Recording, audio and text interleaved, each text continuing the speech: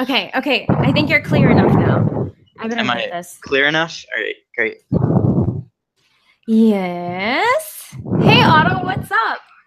Nothing much. You know, yeah, I haven't really done much today. That's, Yeah? yeah. I cleaned my room and I went, piece by piece, picking up every little scrap. So. Good. You said you have like an OCD thing, like you're. Oh yeah, oh yeah. Symmetry and counting. So whenever I'm in a Oh, room did with you just tiles say on them, counting? yeah, Dude, that's so weird. yeah. Every time I stairs, or if I'm going from like a distance that's not too long, I will count the steps. Yeah, no, I do the same thing. I can't step on cracks. I do the thing where you touch the lamp pole all the time. It's really bad. Oh, Yeah. weird. So I what don't do know. you? I don't know how that developed, but yeah, Yeah, I don't know either. It's like it was just weird interesting. shit, right? Yeah, it just sort of happens, I guess. Maybe I Yeah. watched too much Monk as a kid. I don't know. Much what? Monk? Have you ever seen that? You never saw that? No? No, what's that? He was a he's a detective and he's OCD or something. I don't know. Yeah. Oh, It's a okay. good No, I've show. never heard about that. It's way run on. Like there's no plot at all. It's all episodic. But I watched it as a kid. So Brings me back.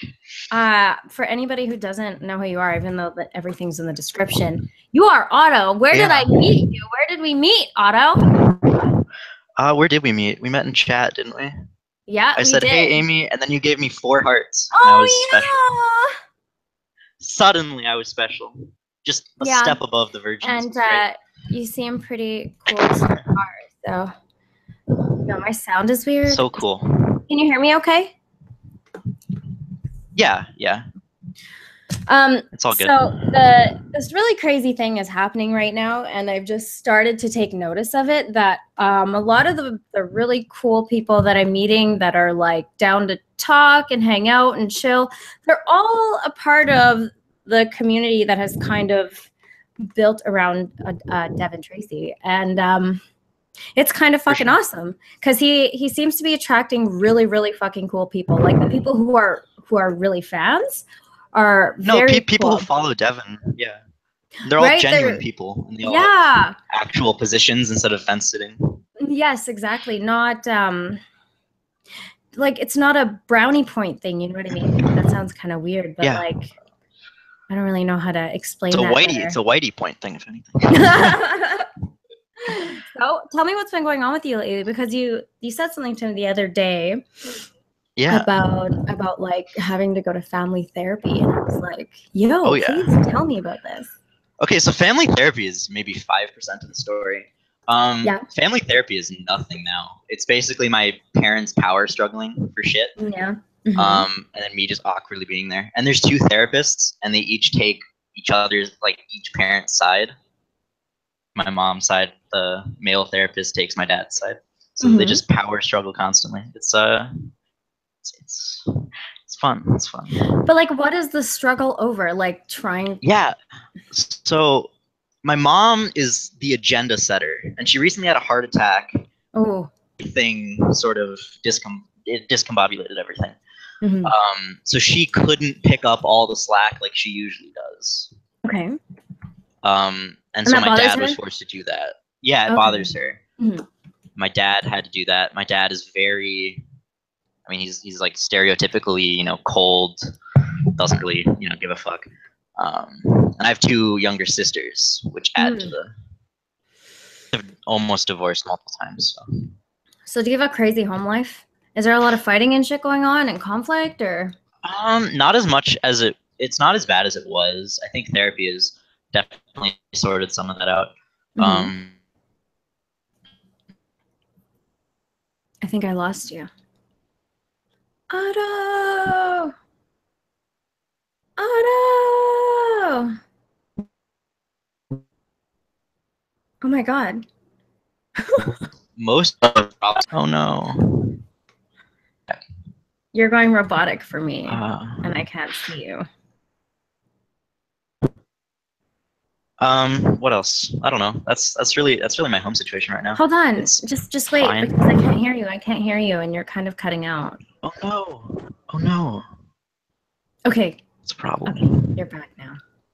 You can hear me now, right? Yes, now I can hear Great. you. Okay. Okay. So yeah, my home situation now is really sort of flattened out. Yeah. Not much is going on. Mhm. I guess I move out next year. I Yeah. don't know where I'm going yet. Are you fucking excited? Are you gonna move with Yeah. roommates? Are you gonna live by yourself? I think I'm gonna try and go solo. Yeah. But there's also the girlfriend situation, but I don't think I rank that higher than education at all. What do you mean girlfriend situation? Do you have a So girlfriend? yeah, I have a girlfriend. We've been dating for almost a year now. Okay. But I don't think that's enough for me to stay local because I've gotten uh, offers, application sort of. I've gotten not waitlisted but shortlisted to University of Chicago, Legacy at Harvard, and I've got some stuff going on with California Institute of Technology. So I've got like a lot of like really good schools because I've somehow maintained my academics. Mm-hmm. I've got a lot of great schools that I can go to, Mm-hmm. and I think I'm just gonna try and jump ship as fast as possible and get out there. Okay, so where are you located at the moment? So right now I'm in Minnesota, which is middle of fucking Midwest. Nothing's here. Except the Mall of America. Oh, why does everyone know about everyone? Oh, the Mall of America. Because it's the Mall of America. Yeah, but to us Minnesotans, it's just like for us, it's an inconvenience. Well, at least for me, because I live in St. Paul. The Mall of America is probably 25 minutes away from me, and why would I ever go there when I could go to any of the other strip malls? You know, everything. The only thing that like there's nothing at the Mall of America for me. I don't know, but I guess there is this allure of tourist attractions. Yeah, people like shopping and spending money on useless shit, and I've noticed that it's like a thing people do when they're bored. Oh, let's just go hang out at the mall. I mean, I did that when I was in high school, but like now, I don't even know. But anyway, sorry, back to your family situation. Yeah, here's a question for you. What is the dynamic like in the therapy room? Like, do all of you have to sit together and like, oh my fucking God. It's sort of a round table sort of bullshit. So we all have like our designated spots that we also gravitate to, right? So I'm like very much, I went through individual therapy for years before we even did family therapy at all. So I have this spot. It's my side of the couch. When anybody fucking comes from my side of the couch, no, but I sit in the corner, you know. Okay. I have my designated couch position. Usually it's my mom and then my two sisters over there, descending order. Yeah. And then my dad's in the leather chair right there, setting. And we got the two therapists. Oh, there's two of them on the other side of the room. Oh, there's two of them. Oh yeah. They work together to private practice, so they sort of double team a bit. I think we're just too much to handle for one. I would think that it was for like bias purposes. That's just me though. I've never done it. I think the woman tends to relate with my mom more, and the male tends to relate with me more. And my dad is just kind of shitty in general, so they both sort of try and talk to him about stuff. Yeah. Move your mic down just a little because you're breathing into it. Here, right here. I don't know. There you go. It's perfect. Okay. So, okay, that's kind of weird. I could never imagine sitting in a room with my family because my family is so fooked. Fooked! He is fooked. He is fooked! I'm like a quarter Irish. What a source of pride. Are you? McGregor. Yeah, he's lovely. I like him. I think he's entertaining. I have this gentleman who I work with, and he's like, yeah, apparently Conor McGregor is a piece of shit human being. And I'm like, I don't fucking know him. Skeptical. But, yeah, I mean, people talk a lot of shit when they don't like somebody that is better than them. Better than you. Much better than you. Yeah. You are garbage. Garbage human. Yeah. Oh, that good was remix, lovely, wasn't it? Garbage human. What? Spectacle. So I don't know if you want to, like, I don't really know how to maneuver around talking about family therapy, to be honest with you. So if you want to talk about that, that's cool. But like, so what is your deal? Like, what's going on in your head when you I go feel to these things? You what? Yeah. The family therapy is very tertiary to my situation. Are you hearing me, or am I like cutting No, out? you're good. I'm just listening. Oh, okay. It's very tertiary to my situation. The situation really gets started with me, my family. My family came into basic involvement by the hospital because they see it as a more holistic approach to have the whole family involved as opposed to just individual therapy. Okay. But what was the purpose of the individual therapy? Like, why were you going to therapy before? So when I was in, I mean, I've been like, I was bullied for most of elementary school. Because I just didn't stand up for myself. I just let people walk all over me. And Hey, me since too.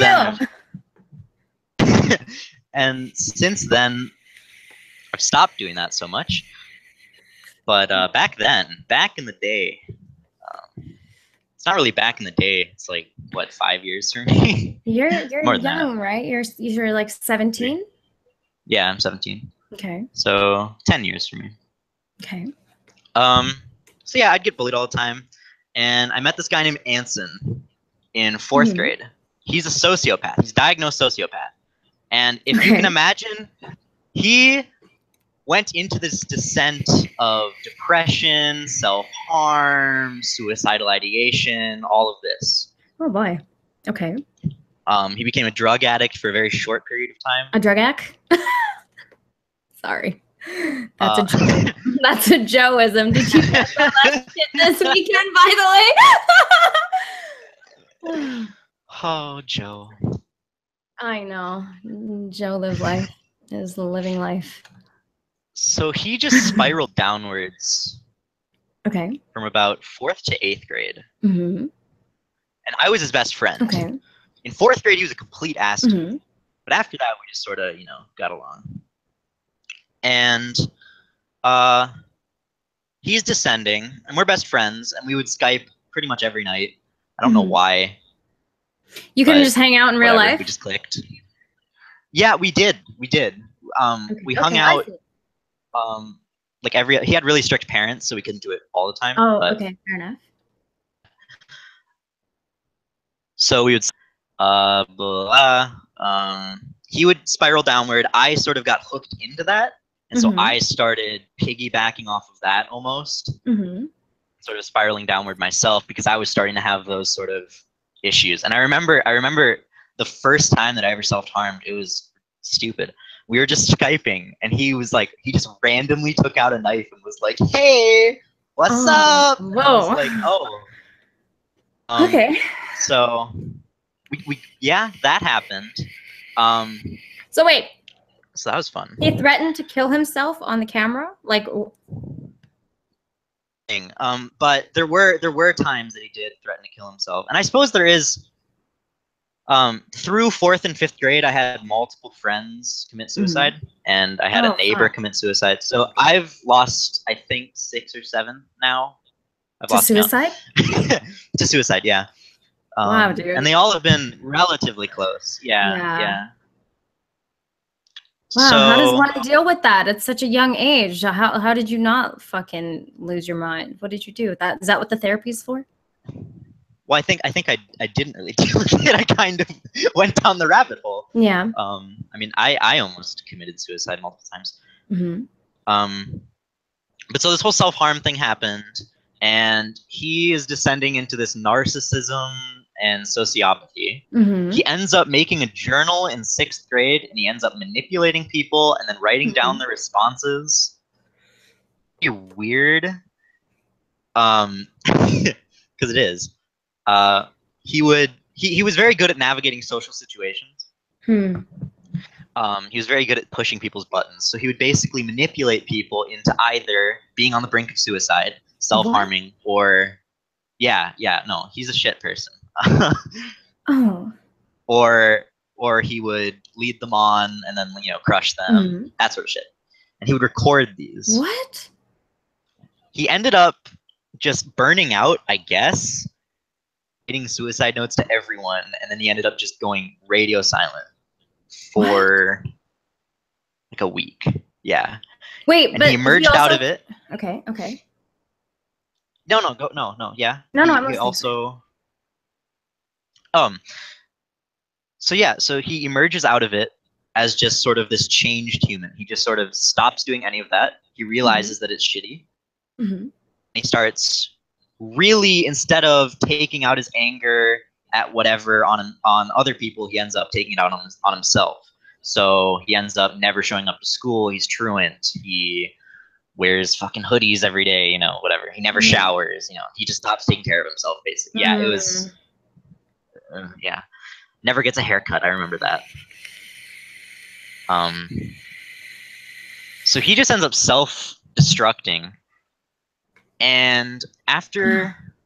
Well, yeah. By this point, we get into high school. Mm-hmm. Developing through that. I've spiraled down to the point where I'm self-harming. Okay. But I'm not suicidal at that point. I'm just down on myself and whatever. Mm-hmm. And I've still kept this away from everyone in my life. The only person that knows about this is Anson. And he's gone at this point. Okay. Freshman year, we get in, everything's cool, everything's great. Here. When I say everything is cool and everything's great, I mean, like, you know, we're both spiraling downward, but it's the same trajectory. There's nothing remarkable that's happening. Okay. Some point I start dating a Lithuanian exchange student. That's a thing. I don't know. Yeah. It was weird though. I don't know what her deal was. I was 2 years younger than her. I don't understand. I guess she just liked going for younger guys. I don't know. Maybe she just liked you. Can we just leave it at that? Why does it need to be so complicating? Yeah, I suppose. Yeah, I suppose. I don't know. I was very sounds like analytical somebody who doesn't believe in themselves. No, now I do. But back then, I was back then you didn't. Wreck. Yeah, it sounds like it. No, back then I absolutely did. I was an absolute train wreck. So halfway through the school year, he gets railroaded by his parents. In the middle of the night, a van shows up at his house. Like, I shit you not, because there was like videos going around fucking Snapchat or the fuck, from people in his neighborhood. A van comes up, and his parents basically pay for him to be taken to the airport in restraints and sent to a residential treatment center. Just out of nowhere. No warning or anything. No one knows about any of this. Mm-hmm. Out to Maine, I think, to a farm religious residential treatment center. Oh boy. Yeah. Zero contact with anyone. Mm-hmm. Yeah. Then he's just out of the picture. So I have shared this sort of descent into madness, if you want to call it, has just been uprooted and gone, right? Okay. So he was my closest dude. Like, you know, we depended on each other for a lot of stuff. Because in a way we were this twisted sort of support system. Very. It was an unhealthy support system. Yeah. Mm-hmm. So he gets uprooted, and I sort of start just going, you know, deeper and deeper down the hole. At this point, I am addicted to self-harm. I can't stop. So what is this self-harm? Like cutting, burning. How are you burning yourself? So I had like my parents are smokers, so I would take lighters and I would just like hold it on my fingers or some shit. Ouch. Or I would I would find a cigarette and like start, you know, doing the whole human ashtray sort of bullshit. Mm-hmm. Cutting with razor blades, anything that I could find, honestly. It was getting hard at this point to hide it. Yeah. One of my crazy stories that doesn't have to do with anything in the psych ward. I remember one night, at this point, I still didn't want anyone to know. Mm-hmm. I went to fight this on my own. I didn't want anyone else involved. I don't want to drag anyone else down. I've always been someone to take weight off of other people as opposed to being someone who. Oh my gosh. Are you the same way? It sounds like you're the same way. Yes, I am. Yeah, so we can relate on that. Yes. But it does get to this sort of critical mass repeating on you in such a strong way. There are a lot of people who self-harm where you're not alone there, sweetheart. I also used to do fucked up shit like that. Yeah. So where was I? Yeah, so this is sort of the crazy story. So I didn't want anyone to know, and I remember this is probably one of the scariest. It's up there. I ended up way too deep on my thigh. Way too deep on your thigh. What did you do to your thigh? Way too deep. It was like, so I ended up nicking a artery, maybe. I'm not sure. I honestly never got checked out. What the hell were you using? A blade? Oh yeah, blade. Yeah. But I was pretty determined at that point. Dude. I didn't want to die. I was just being. Jeez, dude. So, yeah. So I was actually in this room, and I was just like bleeding profusely out of my leg, and I was like, "What the fuck do I do?" Wow, dude. I remember just laughing my ass off because I was so just desensitized to everything. Yeah, so my sisters end up going to bed. And I'm like, well, fuck. Like, you know, I've probably been bleeding for about 10 minutes. Okay, what age are you at right now? When this is happening? This is freshman year. So what is this? 14? Is that 14? Okay, I'm in Canada, so I don't know your freshman, junior. Oh, that's right. Grade 9. Is that better? Okay, sure, so I'm 14. Yeah, that's great. Okay. Grade 9. Okay, yeah. So 14, 15 maybe. No, 14. Okay. I'm bleeding profusely out of my leg.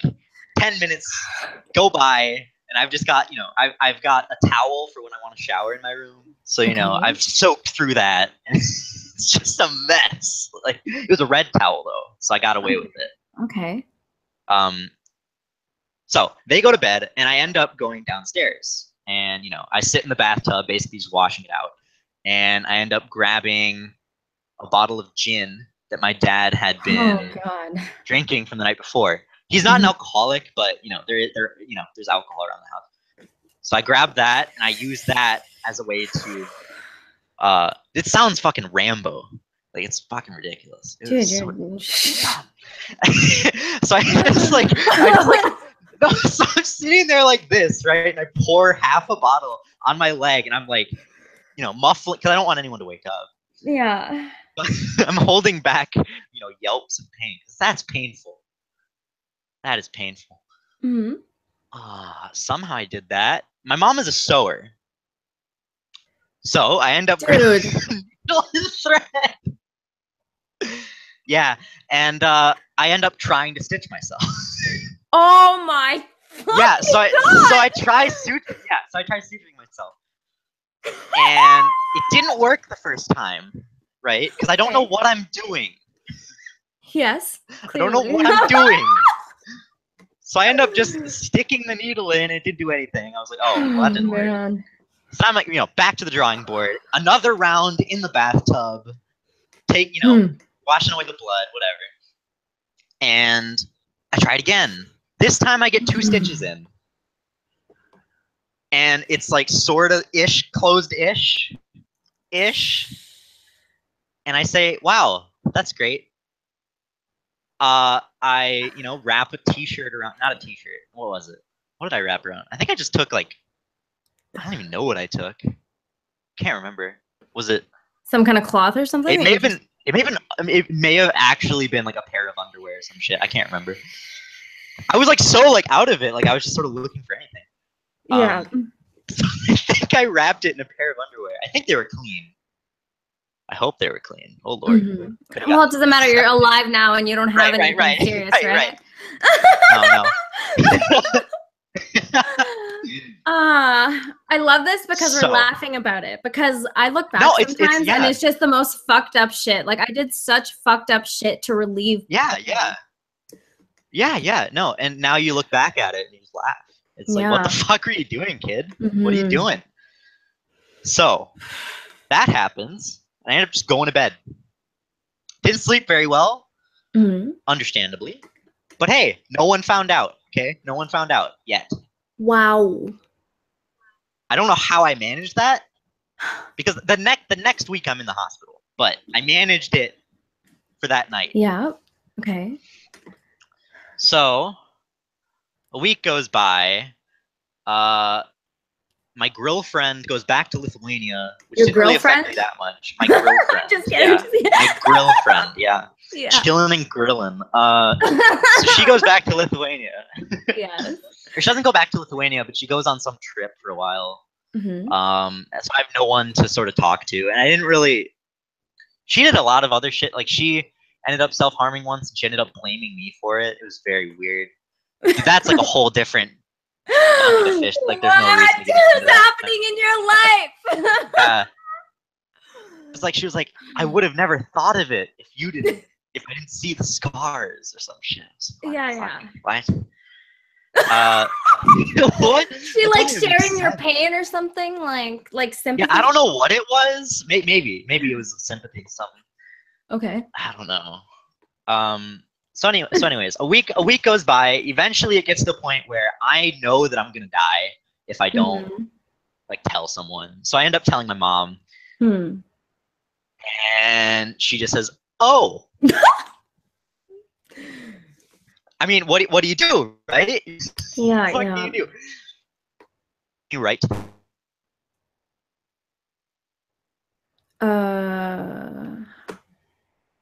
Otto? Otto, are you there? Have I lost you, you son bitch? Have I lost you? Echo. This is so weird. I don't like when this happens. Right at the good part or in the middle of the story. By the way, since I can't fucking hear him right now, so I don't know what happened to him. I think he might have dropped out. Should I check Twitter and see what the fuck's up? I got my, as you guys can see, my atheism is unstoppable shirt, and I ordered a small. Oh, nigga dropped out. Oh, there you are. There we go. Fixed. I started telling a story about my shirt, but I can save it for later. Okay, really? So we were at the part. Yeah, I'll tell you later. We were at the part where you said your Lithuanian exchange student girlfriend was leaving, but she started cutting herself because she saw that you had done it. She only did it a couple times. She never did it again. Okay. But she blamed it on me, and she didn't know what she was doing. This sounds really dumb, and it sounds like I'm romanticizing it. But like, she didn't know what she was doing. So she went way too deep, and it was sort of the same situation. Where? On her leg? Here. Oh, so she didn't hit anything major, but you know. Okay. She had scars. She may still have scars from that, like deep ones. I don't know what I don't know. It was like 1 or 2 nights that she did it, but yeah, it was pretty fucked up. That's crazy, dude. Yeah. Okay. Anyways, so that week, I just start descending, and I start realizing, holy shit, I'm gonna die if I don't tell someone. So you tell your mom, and your mom's like, "Oh." Yeah, she doesn't know what the fuck she's doing. Like, what the fuck is she gonna do? I mean, how does anybody respond to that? If I told my parents that I was cutting myself, like, what the fuck would they say? They'd probably beat me up. That's what my parents would probably fucking do. Yeah, no, I'm lucky to have my mom is very supportive, but no, it was that was an interesting conversation. It lasted about 30 seconds. Then she, threw me in the car and was like, "Yo, we're fucking going." So I end up going. At some point during that week, I ended up almost jumping off a bridge, but that's not important because it didn't happen. It was just sort of one of those. Yeah, but it's part of the story. You can't leave out details like that. Okay, backtrack. Listen, it's okay. Don't worry. Like, you don't need to be ashamed with me. Like, I've totally been in this spot. I'm not ashamed. It's more that like my mind jumps around, and I feel like it's gonna be really impossible to follow. Me too. Yeah. But I suppose we'll just decipher it. Okay, so you were thinking of jumping off a bridge. You didn't do it. So what happened once your mom put you in the car? Where did she take you? Well, so the reason that I didn't jump off the bridge was because I didn't think it was high enough. Oh, you nigger. Yeah. You fucking I'm pussy. negative material Just right kidding, here. Yeah. just kidding. No, it was totally like no, it was very well. Was it high Was it a pussy move though? Was it a pussy move though? Because on one hand, I'm just paralyzing myself, and maybe I'm like trying to actually jump off like a higher bridge. Yeah. I don't know, defending my fucked up 14-year-old decisions. I don't know what I'm doing. That's okay. So, so 3 to 4 days later, right? The whole thing, get in the car, blah, blah, blah. Okay, we're going to the psych ward, blah, blah, blah. So my mom, the way she introduces it is we go down to the local children's hospital, which is hooked up to a normal hospital. Okay. I don't know why she went into the children's place. I don't know. Because you're a child. Well, yeah, but there's you don't go to the children, like that's just for like babies or for like toddlers, maybe young children. But when you're getting into the high school age, especially with psych problems, you really direct to the other side. Okay. BDSM cutting. Oh baby. Someone in the chat don't even pay attention to the chat right now. Okay. Yeah. Okay. So we're talking about some serious shit right now. So These serious. Motherfuckers can wait. So serious. Okay. So she's like, "Hey, my son's suicidal. We need a psych ward." So I get put. I don't remember much because I was like, it was basically a constant panic attack the whole night. I was like shaking, I couldn't function really. So I was put into the elopement risk place, which is sort of where you go if you're drunk off your ass. They put you there to like detox. But it's a place where there's no sharp corners. It's not a padded room. I was just gonna say. It's like it's like a step below a padded room. So I stay there, and at this point, at the moment that I got into the ER, I told my parents to like go away, and I denied any visitation because I was ashamed, so I didn't want anybody to see me there. So I denied any visitation at all. My parents hated that, obviously, but I didn't really care. So I ended up going up to the psych ward. I have no prior experience to anything before this, right? So they have a security guard escort me up from ER to the 4th or 5th floor, wherever the fuck. There's maybe 3 or 4 locked doors. Have you ever been in the psych ward? No, probably not. No, I haven't. Yeah, it's an experience. 3 to 4 double doors, heavy double doors with key card access. Okay. Key card elevator. That whole spiel. They immediately tell me, get out of all, like, they basically throw me in a glorified broom closet and say, all right, strip. So, they hand me a pair of scrubs, burnt orange scrubs. Actually, I jacked a pair. Oh, shit. Oh my God, we're gonna see this shit? How fucking creepy is that? This is really fucking crazy. But I feel a little less crazy from when I was 14 because I had some mental shit going on. Okay, so show me this orange. Okay, so we got the burnt orange scrubs. Wow, dude. I jacked these my second visit. That's like way down. Oh, there was a second visit to the psych yeah, I've been ward, there twice. I've been there twice plus an ER visit for sleep issues. Okay, wait. So this is 3 years ago. Yeah. 3 years ago when you were 14. Because you're 17 now. Yep. Okay. So first visit, I don't remember as well as my second visit, obviously, because of the time difference. But what I do remember is me getting there and just randomly 4 people saying, hey, it's a new guy, right? Because, you're completely isolated there. They don't let you go outside or anything, right? You're there 24/7. So they all just rush me. And I like, whatever. So right when I get in, we end up coloring because you do a lot of bullshit sort of groups or whatever. It really is. No, it really is like the movies. No, it was fruity as fuck. They even had fruity markers. They had fruity markers because they thought. Okay, those are awesome. The Mr. Sketch markers, those are the best, you. But it speaks to the homosexuality of the situation. Yeah. Tell me more. So, tell me more. So, we end up going to, I guess it was the not the cafeteria. Okay, so there's this main pod, which is an octagon. There's a room on each side. Each holds 2 people. And there's this other room coloring where there's like tables. You eat there, you color there, whatever the fuck. You talk there, whatever. So we end up going in and we color for like an hour, and we end up introducing each other. It was really awkward because I didn't want to talk to anyone, and everyone was like, "Otto, how are you, buddy?" Because they're all used to sort of being with crazy people, and I'm not really used to it. Yeah. So I'm very reserved at this point. And there's this girl named Taylor there. So at this point, holy shit, dude, I'm everywhere. Oh my god. That's okay. Don't worry about it. No, so the Lithuanian chick ends up leaving, and we end up breaking up somewhere in there, somewhere. Okay. Wasn't horrible, but it was whatever. It was just sort of, separate ways. She was going back soon anyway. So new girl named Taylor. Okay. Now she's referred to as Callous Bitch, but back then it was just Taylor.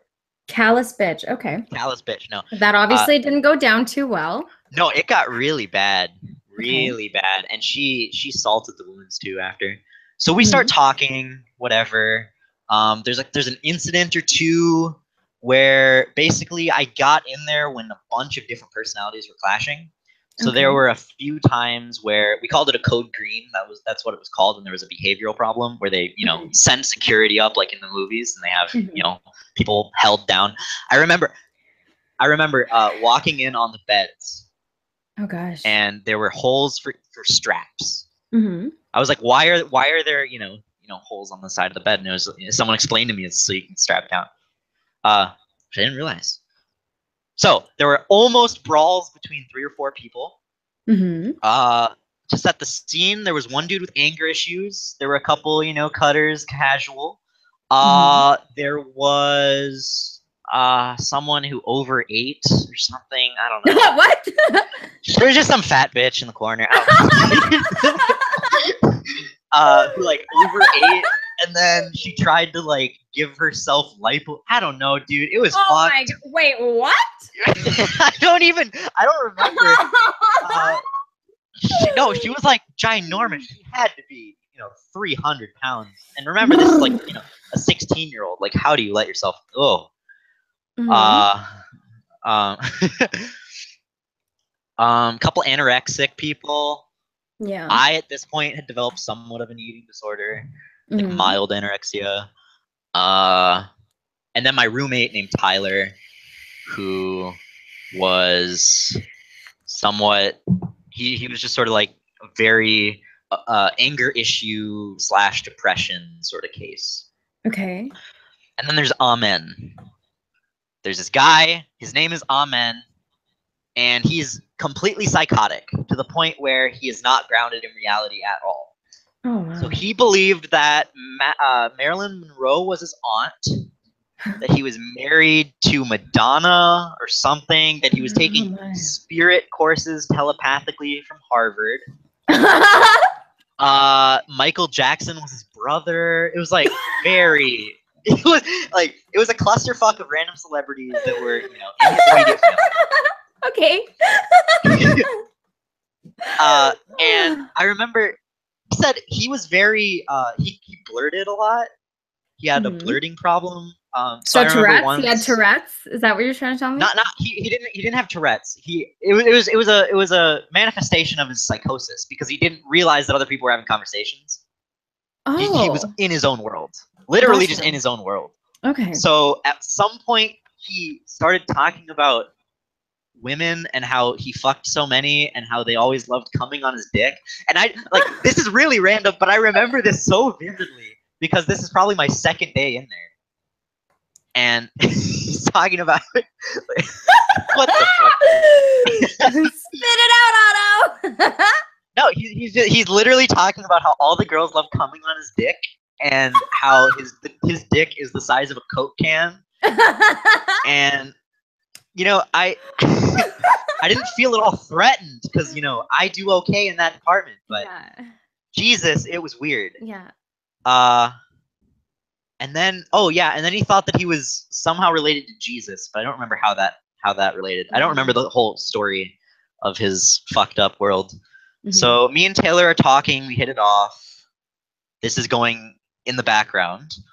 At one point, there is a brawl between a bunch of people. This isn't the psych ward, right? Yeah. Okay. At some point, there is a brawl. Where there's the guy with the anger issues. There's my roommate. Okay.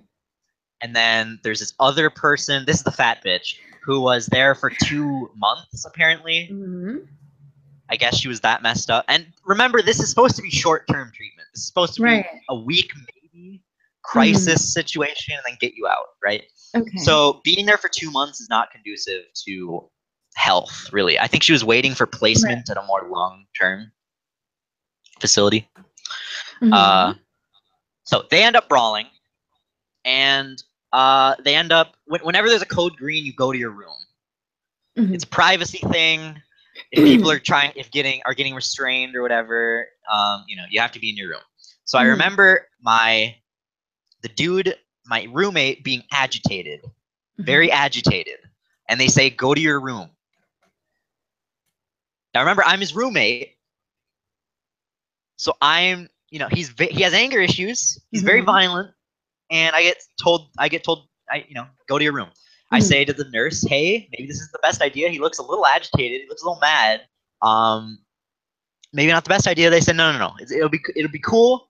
We got you. Go to your room." So I go to my room, and I'm on the inside bed. There's 2 beds: door, bed, bed. I'm on the inside bed, which means that he is between me and the door. Oh my, okay. Which is not good. So whatever's going on outside, whatever, right? Like that is completely irrelevant to me because I just see this guy fuming. Yeah. And I see that he is between me and the door. So he ends up just this weird testosterone fueled rage.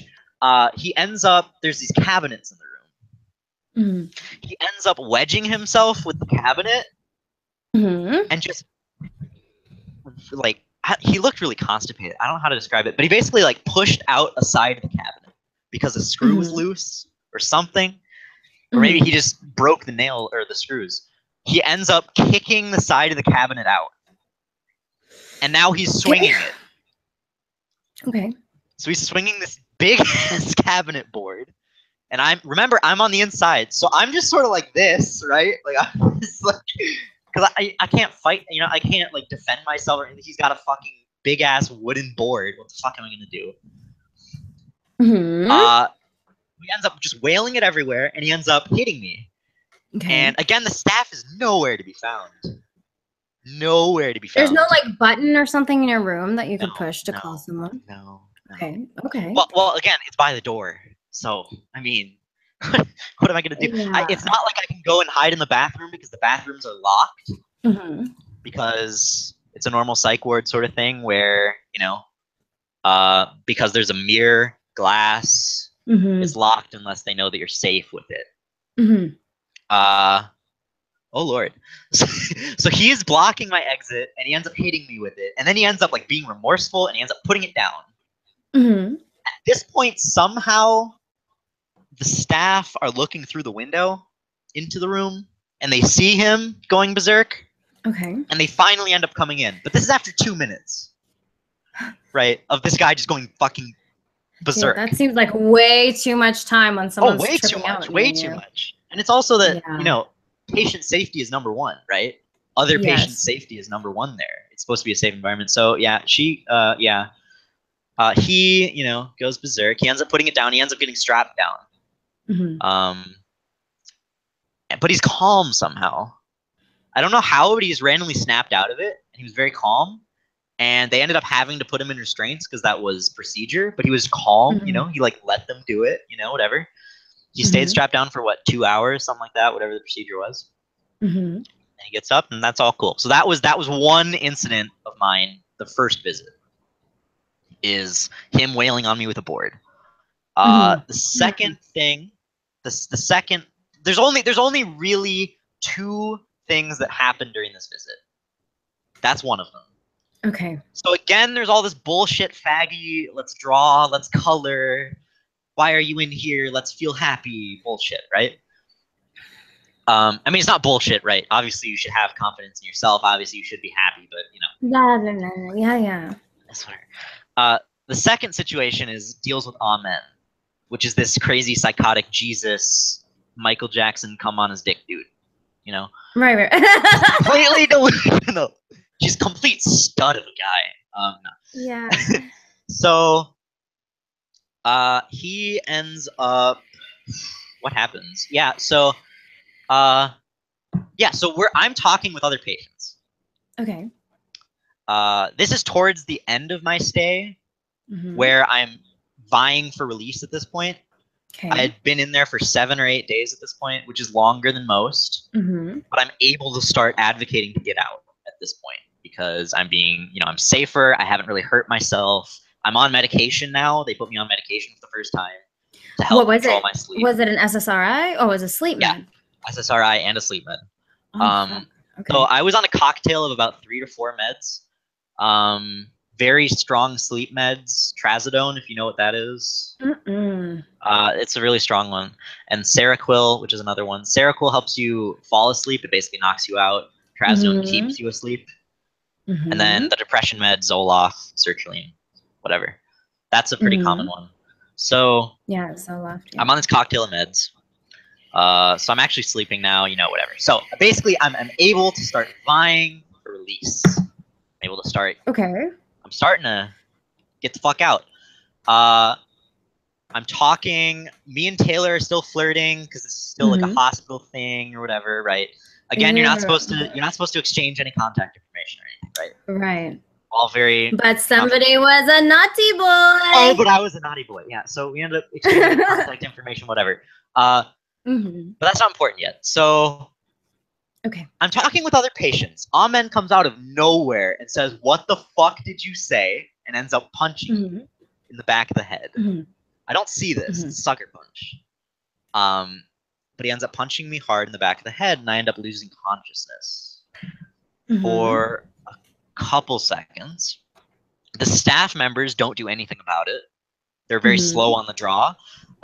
They end up, I think, dealing with him. He's not a threat, though, because he's not threatening anybody else. He literally just punches me and says, "What the fuck did you do?" or something. "What the fuck did you say?" That's it. That's it. And then he's done, right? He's very mellowed out. He's just standing there. From what I remember, I mean, it was all very blurry. My roommate somehow ends up helping me to my room before any staff members get there. Okay. At all. And he ends up basically just helping me over to my room because I can't walk, really. I'm so discombobulated. That was, so the staff doesn't come and check on me until minutes later, and it's supposed to only be like 30 seconds or something. I don't remember the exact guidelines, but way too long. And I could have filed an assault charge, but basically they're worried about a concussion for me. Okay. They're worried about a concussion. I know I'm so all over the place. Holy shit. This story is like so complex. Tell your story however you like. Whatever. So I'm listening. I end up being tested for a concussion, and it ends up coming back that I have a minor concussion, or actually it was like a moderate, whatever the fuck. I have a concussion, so I can't leave because they don't know if it's a side effect of the meds that I'm on. Oh boy. Or if it's the concussion. So this forces me to stay there for an extra 4 to 5 days. Because it happened on a Friday. You're a little past 2 weeks now. Right? You've been there for about 2 weeks now. Yeah, I'm like 10, 11 days or so. 12 maybe. Okay. Because this all happened on, I think, a Friday. And doctors who allow you to get discharged all leave for the weekend, right? They don't work weekends. So you can't get released on a weekend. So I had to wait till the Monday. Mhm. And then my insurance cut out, I guess, and so I ended up just being basically forcibly released the Saturday. But they were going to keep me for an extra 3 to 4 days, but I was happy with. I was just happy to get the fuck out of there. Yeah. Because I was not on the same level of fucked up as everyone else. During the last half, there were a couple new patients that came in. One was so determined to kill herself that she would try hurting herself with anything she could get her hands on, and she ended up being constantly restrained. So they would restrain her for 2 hours, which is the limit, and then let her go, and then she would try hurting herself again, and they would just tie her down again. Okay. It was like something out of a fucking porno or some shit. some deep six like kink bullshit. What the fuck?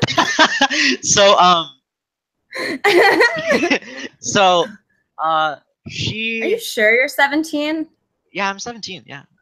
Yeah. Okay. Anyways. Very, very much 17. So, and then her roommate ends up being like a chronic self-harmer. And they end up like trying to palm the lids to orange juice and apple juice, and then folding them up really tightly to make razors. And then she ends up like pulling all her stitches. This is like a very, very like minor incident, but basically she ends up pulling all her stitches, and then like everyone freaks out, right? Whatever. So that's my stay in the hospital. That's my first stay. And I get put into outpatient. Outpatient is a 3-week program that you basically go to school at the hospital, but you sleep at home. You go home for dinner, whatever. So you go there for the day, and then you just go home. Okay. I look like I'm 14. Yeah, I do. I'm fucking baby-faced as hell.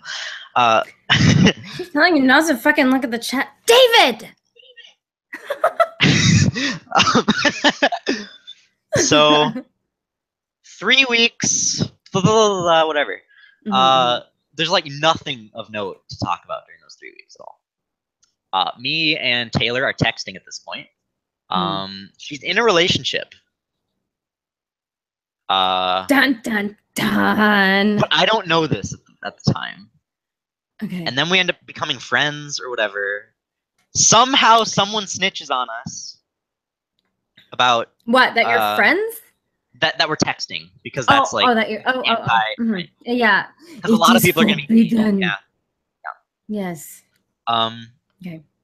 And so we end up both getting kicked out of the program early. Yes. Or we get suspended and then eventually kicked out. Before we're given, the good bill of health or whatever. And I just go back to school. And I'm about a month behind at this point. End of semester, I have probably a D in every class, and then I end up just turning everything in and getting A's though. So that was nice. Is that water you're drinking? Yeah. Oh, I like you. What else would I be drinking? Have you been around? I've been bitching at everybody in Discord to drink water. Oh, because they're drinking soda and other bullshit. Well, also, I mean, you just gotta stay hydrated. I keep telling people, listen, you need to drink water. You're supposed to drink like 2 to 4 liters of water a fucking day, and people don't drink any water. Like, it helps you feel better. It helps your body work better. You gotta stay hydrated. Yeah, fucking drink water, you cunts. Jesus. I just want everybody to be healthy. What's a fucking big deal? At like minimum, drink water from cunts. Like at minimum. But you have to be with the squirter at that point. That's just kind of. Suck that fucking squirt, right, Joe? Suck the fucking squirt, right, Joe? Yeah. Oh man. Okay, so sorry for derailing you. No, water is a great conversation. What? Water is a great conversation. We were talking about how you were both get kicked out. Yeah, we both get kicked out, but we're texting, whatever. So somehow we end up hanging out, and then we start dating. And she's super abusive, but I don't know this at the time. Abusive, like mentally, emotionally? Every way, physically too, sexually. Yeah, so This is gonna get into like embarrassing territory, but I don't really give a fuck. Otto, I just want to give you a hug. I don't need your hug, huh? Fucking rude. Whatever. I need your hug. I love a hug. That'd be pretty great. I give the best hugs, okay? No, I'd beat Devin to it. The best hugs. You did? I'd beat Devin to it.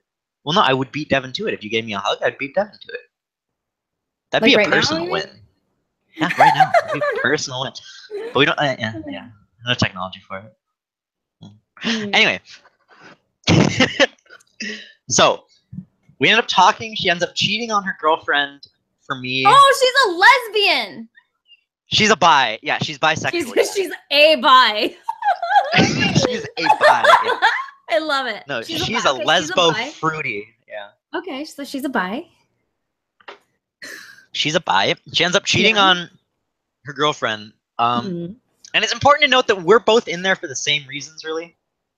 Okay. She's borderline bipolar. I get diagnosed with traits of bipolar. She's OCD. I'm OCD. You know, there's a lot of stuff to relate with. Yes. It's very easy to form very intense, very close relationships very quickly when you're both vulnerable. Yeah, especially when you're both super mentally unhealthy. Right. Yeah. When you're both fucked. Stop reforming dykes. Yeah. So why am I reading chat? I need to start reading chat.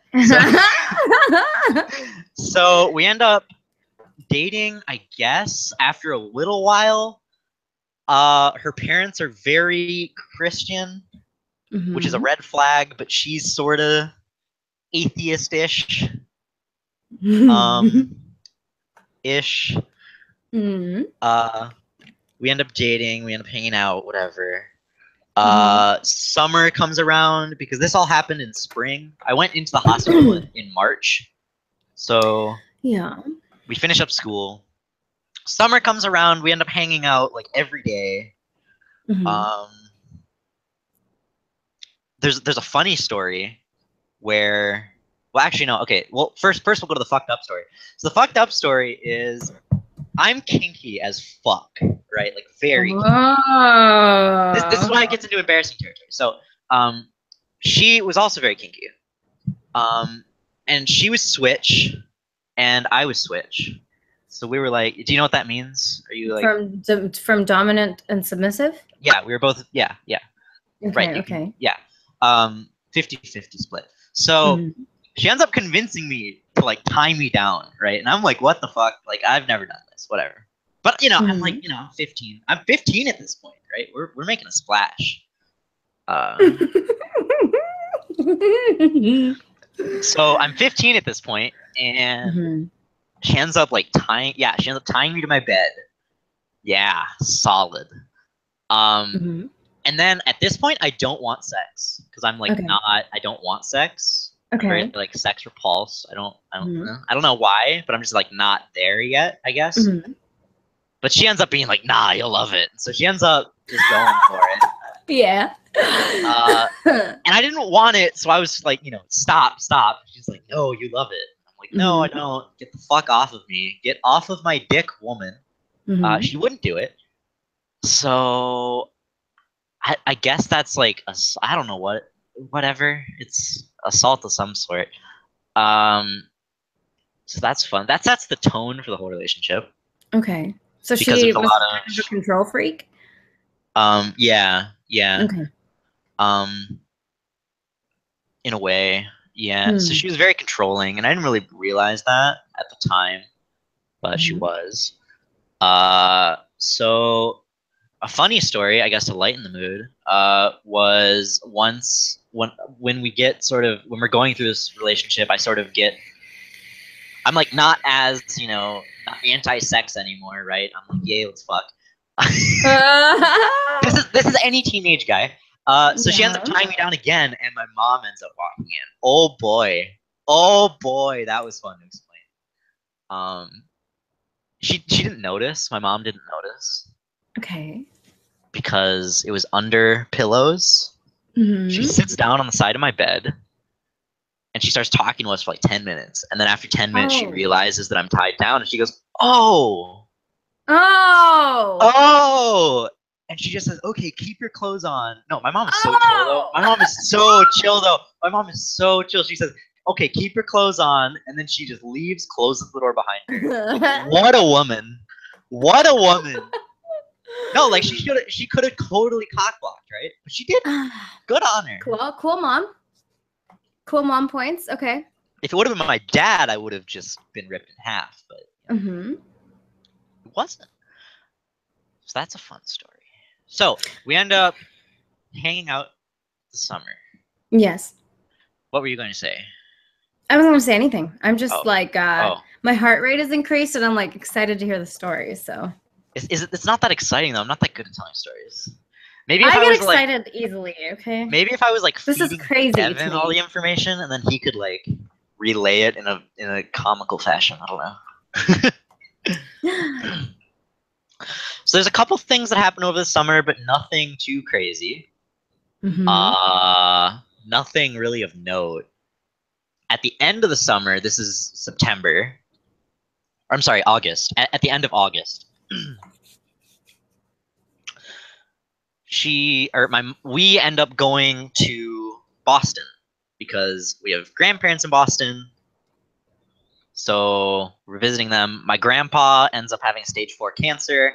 So we're visiting to say goodbye to him or whatever. Again, I don't care because I've been desensitized to all this because of all the suicides.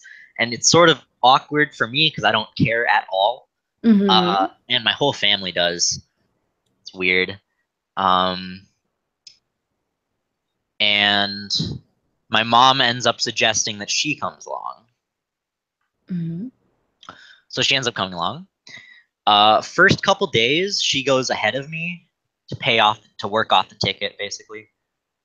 So she's babysitting my sisters or something.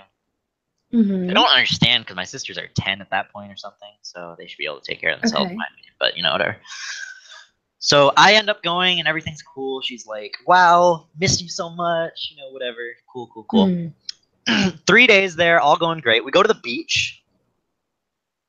We're at the beach. She randomly brings up the fact that if we ever wanted to break up with each other, we don't think we could. And she sort of starts hinting at that, just randomly.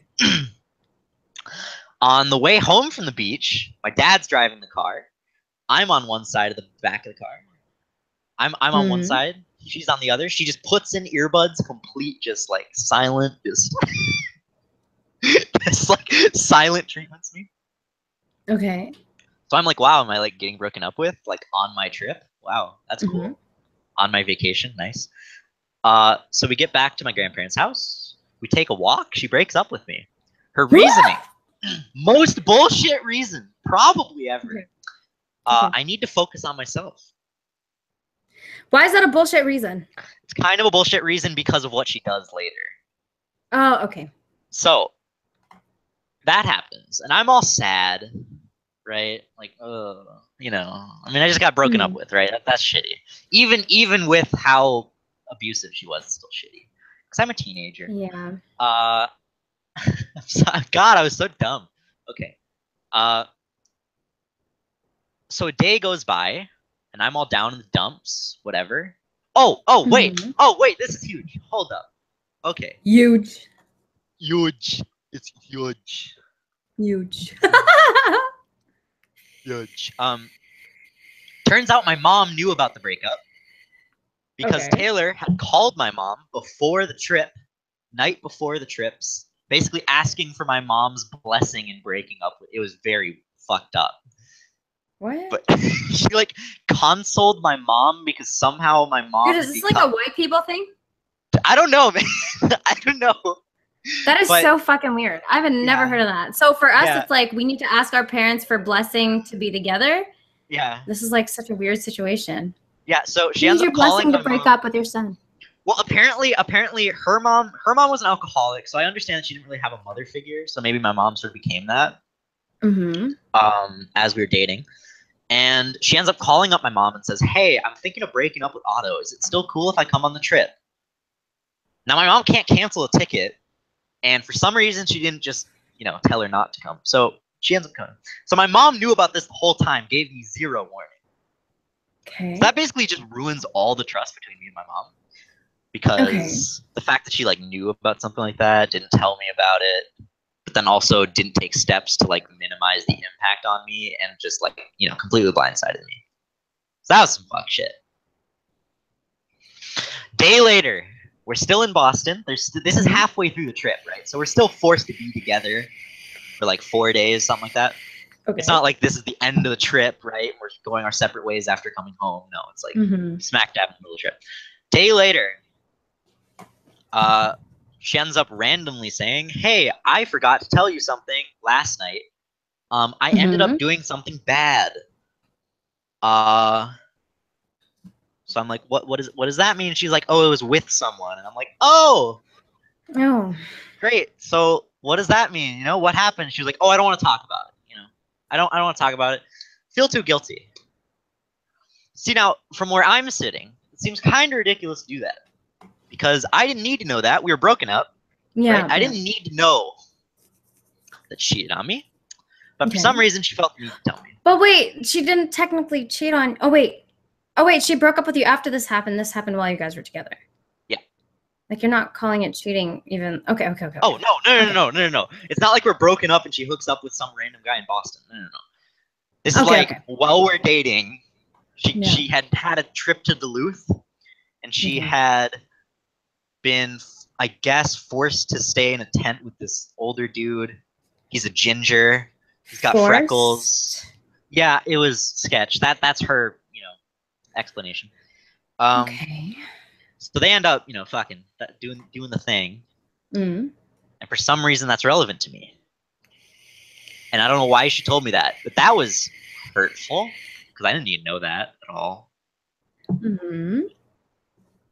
So that was cool. To upset you, make you jealous? I mean, I don't know. Yeah, I suppose that's sort of the, you know, thing that she was vying for. Solid. Dude, he was ginger though. Oh my lord. He's ginger, freckles, like beanie, gauges, random ass tattoos. Like I'm like all right in terms of, you know, you look like a sweet innocent boy or whatever. Right, that's what I look like, right? Yes. But this guy was like probably one of the least attractive people that I've ever seen. And I don't say that because, you know, he's the dude that Otto, you're so fidgety, man. I know. But you know what? Your fidgetiness makes me realize my fidgetiness because I'm always like moving my hair and fixing my headphones and shit. And you're just like. Well, I have a tremor in my leg, so yeah. Oh, really? You have that shaky leg syndrome? Shaky leg. Yeah, that's the one. Well, because I used to just sort of shake anxiety-wise, and I basically just transferred it to my leg. So. Gotcha. Yeah. Okay. So. There's like 2 or 3 days which are just shitty. Yes. That's like the only way to describe it. Shitty. The last night that we're there, we end up like having this sort of like breakup sex sort of thing, right? Somehow she ends up convincing me to get tied down again. Somehow. I don't know how. Or did she just hold you down and tie you down? It was like partly both, but it was like sort of, yeah. I don't know. I mean, I was stronger than her, so I could have, but like I don't know. Somehow I was into it. I don't know. But anyway, so condoms are upstairs, right? Yes. Keep in mind, young love, right? Condoms are very important. Safe sex, very important. Yeah. She ends up not allowing me to get a condom. Oh no. Because I'm tied down. I can't do shit. Yes. So she ends up doing the whole, you know, forced bouncing thing, right? Okay. Forced bouncing? I don't know. Is that what you're calling her riding you? Forced bouncing? Forced bounce. Well, from my perspective, yeah. Forced bouncing. Forced bouncing, yeah. Okay. That's so interesting. Forced bouncing. Oh, Otto. No, you have to understand, like, just the sheer length that we're talking. Okay, the length and girth. All right, pogo stick. Okay, we're talking a pogo stick. So yes, forced bouncing. That is the most apt analogy. Devin, if you're watching, fight me. I'm gonna be talking shit if you would. I know he would be talking shit. Okay. So anyway, that happens, and she ends up I end up coming, right? And she ends up just right. So that's like on the back burner, right? And I'm like, what the fuck, right? What the fuck? She made me come in her. What the fuck do I do? Okay. So breakup, right? This is like back burner. Break up, go home, separate ways, don't talk at all for 3 weeks. Okay. At all for 3 weeks. And she just randomly texts me out of nowhere. I killed it. And I'm like, what the fuck does that mean? Because it's no context at all. Yes. She's like, I killed it. And I was like, oh, okay. Dude, you're 15 at this point? Yeah. And I was like, no, yeah, 15, yeah. She's 16. She's a year older. Okay. So, and keep in mind, this is right when school is starting. School starts start of September. So we get back a day before school starts. So I just basically go autopilot into school, and like I'm feeling shitty, but I don't really care. Autopilot, haha, dad joke. There it is. There it is. Sorry. So I end up going autopilot. Yeah. And then 3 weeks later, I killed it, right? And I'm like, holy shit, what the fuck? Abortion. Good Lord. Yeah. At this point, I just don't care at all. Mm-hmm. And I just focus on school. And at this point, my sleep issues are becoming the most pertinent issue to me. Okay. I've relapsed a bit with self-harm, but in general, I'm staying safe. I'm not having issues with that. Mm-hmm. Depression-wise, I've been going to counseling 3 times a week, something like that. It was very intensive. Mm-hmm. But I'm getting better in terms of that. I'm not having as many issues, but now the issue is sleep. So I would go for days at a time without being able to sleep. Worse. It's the worst. Yeah. So in most cases, most people, if they experience short bursts of insomnia, it lasts a couple days. For me, it was tantamount to mania. There were manic episodes, so it would be 4 or 5 days. So this goes on every 2 months or so, which is very frequent if you know any bipolar people. Every 2 months is very frequent to have that kind of episode, especially when you're the type of bipolar, because I have bipolar 2. Or I have traits of bipolar 2. I'm too young to diagnose it, but I'll probably get a diagnosis come 4 or 5 years or whatever, where you're depressed more than manic. But for that period of about a year from like that school year, freshman or 9th grade, 10th grade. This is 10th grade now. Wait. Okay. Yeah, 10th grade. Yeah, it's just bad. Just bad. So I end up going back to the ER. Because you can't sleep and you're going nuts. Because I can't sleep and I'm going nuts. Funny story. Not really that funny, but like to me it's funny because that's how I look at it. Okay. I go 9 days without sleeping. Oh my God. I almost actually made it into a medical journal from that. That was pretty cool. That was like the highlight of that. But about 5 or 6 days in, I'm completely delusional, but I'm still going to school. Because I'm at the point where I'm so truant from the other sleep problems and from all the other shit that I can't miss more school. So I'm in school, and I end up falling asleep at my desk for a period of 5 minutes. Okay. And everyone who is there tells me that I just started twitching, and I woke myself up. So I finally hit sleep, and then I just start twitching, and I wake myself up. So I'm so restless to the point where I can't, like, I physically can't sleep because I'll wake myself up. Wow. Okay. So day 8 and a half, I end up going into the ER. I end up getting put into the elopement risk bullshit again, and I spend a night there. They basically just dose me, and I sleep for 5 hours. Then I wake up, and then normal day, and then I sleep for 17. Whoa.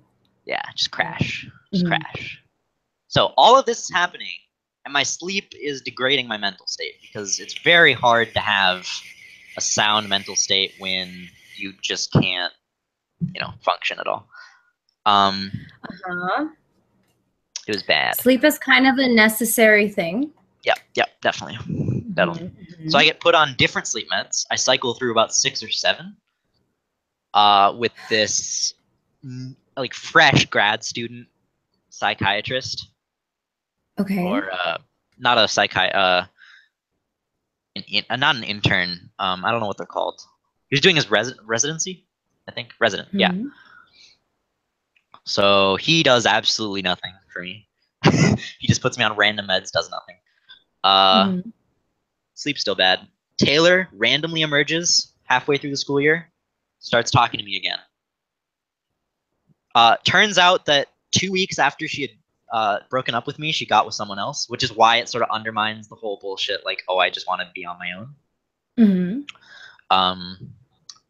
She ends up dating, I think, 6 people in the span of those 6 months or something.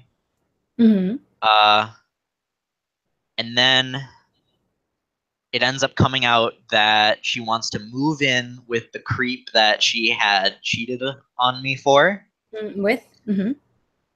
Or cheated, yeah. He lives in Duluth. So that's what, 4...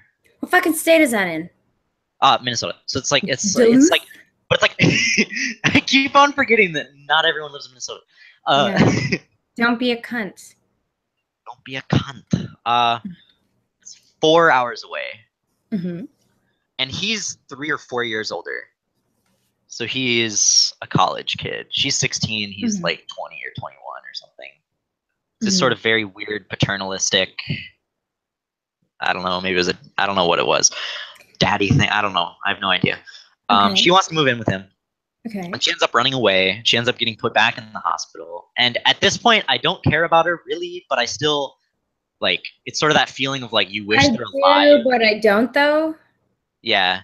Like, I hope that she was alive, but I didn't really care. So we end up talking again. And I'm just trying to, like, help her however I can, just get through her shit. Because for some reason, I still care about her, which is dumb. I should have just said, fuck her, whatever. We end up talking again. That goes sour, but nothing really comes of it.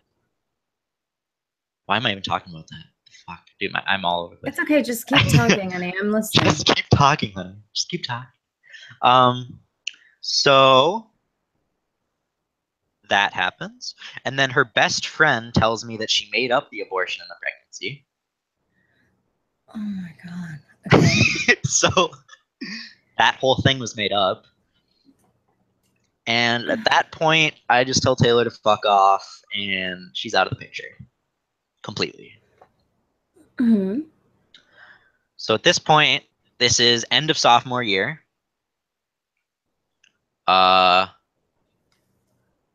Someone at the end of sophomore year ends up committing suicide at my school. I was pretty close with them. Their name was Fisher.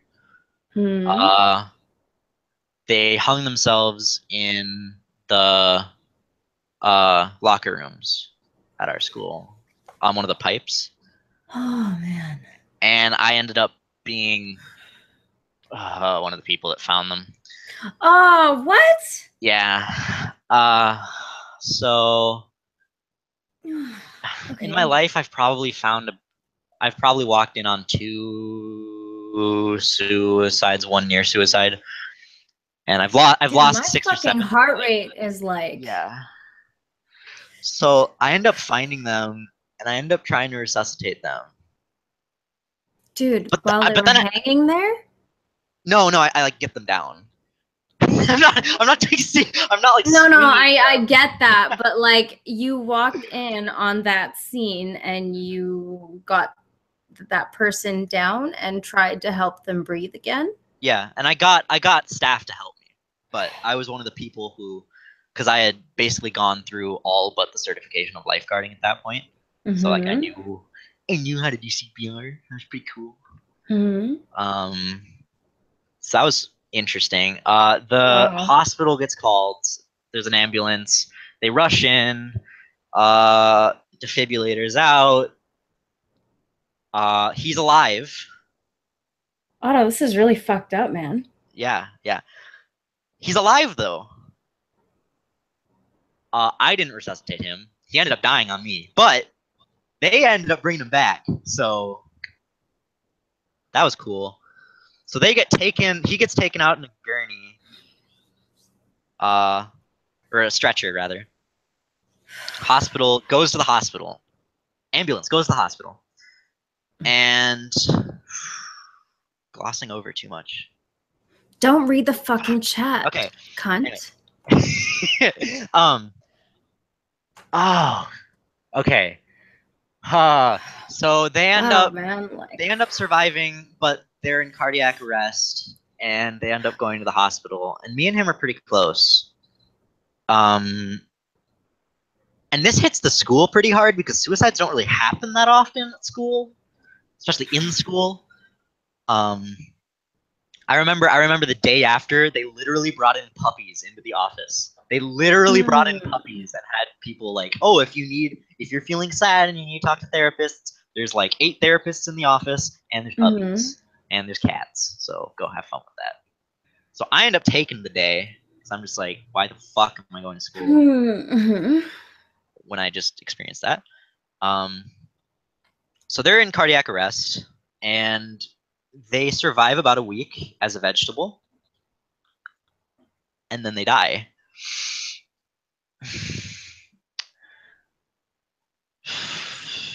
So that was when I lost the 5th person to suicide. And I started sort of going downward again after that.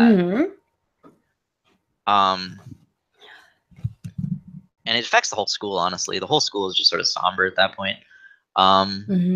Randomly, 2 other people die. Someone from the special ed and another obese person on the basketball team die. So we had 3 deaths in our school that year. It was really weird. But I start going in a downward spiral. And I'm not quite at the point where I was in freshman year, but I am at the point where I'm starting to... My sleep pattern is getting more erratic.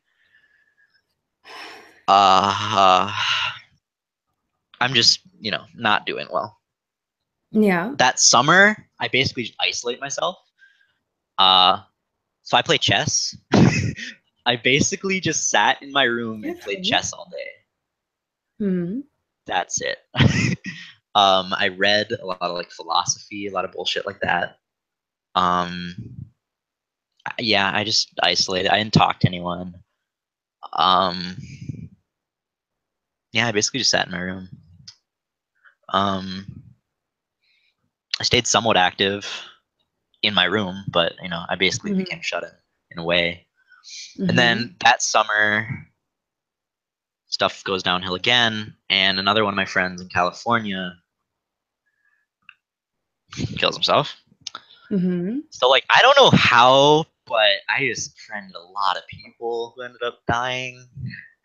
It's because you were unhealthy, so you're gonna attract other unhealthy people. Other unhealthy, But I wasn't as close to this person. But it was still just dredging up. But still, it's like it's like another suicide, and it takes me back to walking down the other suicide. The other one, yeah. So at this point, I go back to school. This is junior year, so this is this last September. So I go to school first day, feeling ready. For some reason, I just sort of like put on my pants. I'm just like, let's go, right? I just block out everything else. I end up just completely going, why am I smiling about this? Because I don't care. Because that's how I deal with it.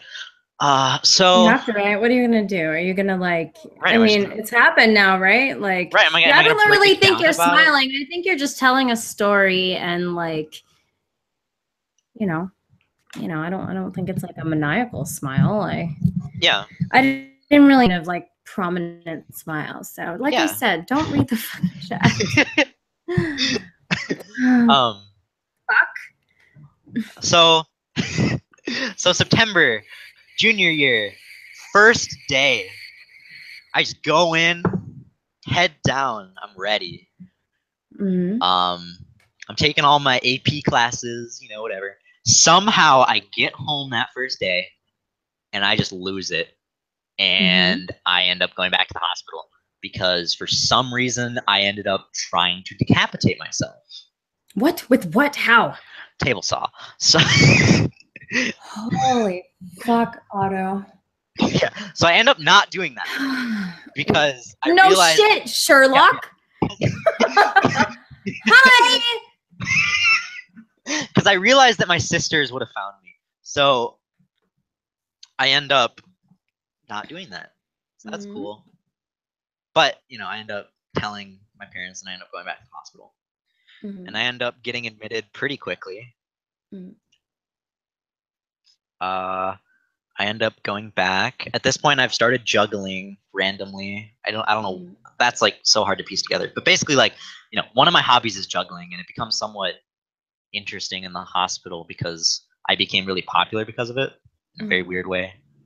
So this hospital visit, there's this girl named Kim, right, who gets in the same day as me.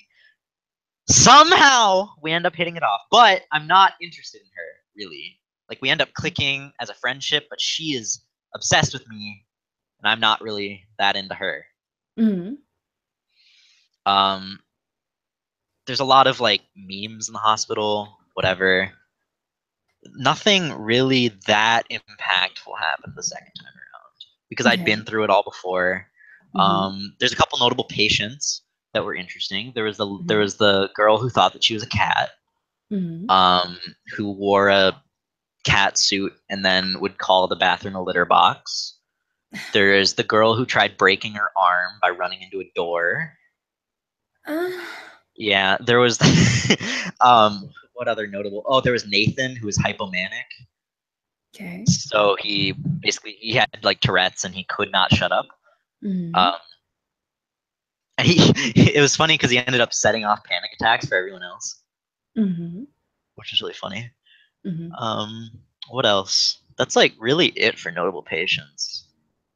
Okay, so where are we? Keep going. Yeah, so we're in there, and I end up staying there for 13 days, which is really long. Yes. Kim ends up staying there 13 days as well. Okay. We get in and get out the exact same day, which is very weird. But at that point, we end up like hitting it off, and we end up like, you know, I don't know why I keep gravitating towards such problematic females, but you know, it's a thing. Well, again, it says more about you. Yeah. So we end up hitting it off, and we end up going to outpatient again, which is that 3-week thing where you go to school what there. What a cute date. Yeah, best dates. So again, we end up getting kicked out. Basically. But it's like, it's so fortunate that it happened the day it did, because we wouldn't have gotten caught. So at the hospital that we were at, there was a 9th floor that was under construction. Every day after the whole therapy thing got wrapped up in the afternoon, we would always go up to the 9th floor and we would talk. We would, you know, make out, whatever the fuck, right? And then there was one day where we ended up going a bit farther than that, and somehow we didn't get caught, which is crazy, but we didn't. Okay. And then the day after we get caught, so we like completely dodged a bullet, because if we would have gotten caught the day that stuff happened, it's possible that we would have faced like legal repercussions and shit. But somehow we dodged that bullet. She gets kicked out. I stay in, but I only had like 3 days left anyway. Okay. So it's like effectively over. Nothing really happens after that, except the fact that she gets kicked out triggers this truancy bullshit. Because she was already truant. She gets kicked out of outpatient. She ends up having to get an ankle bracelet.